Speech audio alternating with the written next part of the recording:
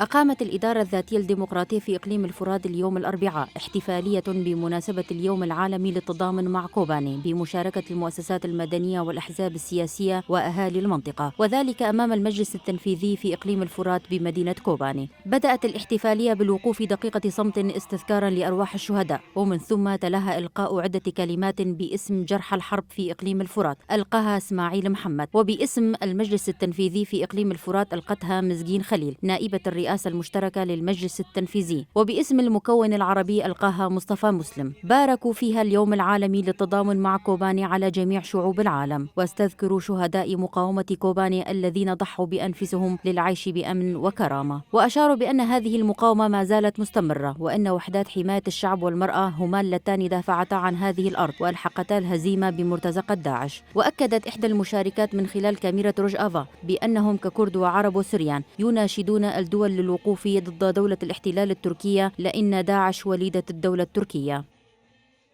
فنحن كمان اليوم بهاليوم بوقفتنا كعرب ككرد كسريان بنناشد كمان الدول لتضامن من أول وجديد ضد الاحتلال التركي، لأنه داعش ذاتا هي وليدة الدولة التركية.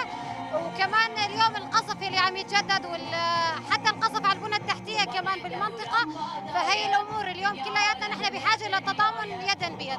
طبعا ما بننسى مقاومة كوباني، المقاومة اللي سطرت طبعا بالتاريخ من كوباني لتحرير الباغوز، فهي المقاومة راح كمان ضحايا أكثر من آلاف الشهداء، آلاف من الجرحى. طبعا اليوم نحن ما بننسى مقاومة شهدائنا، وكل بلد سقيت بدماء الشهداء. الجدير بالذكر تحتفل مكونات شمال وشرق سوريا كل عام بحلول هذا اليوم لإيصال رسائل إلى جميع أنحاء العالم بضرورة استمرار دعمهم للمقاومة التي ما تزال مستمرة في المنطقة. وانتهت الاحتفالية بعرض فقرات غنائية ودبكات.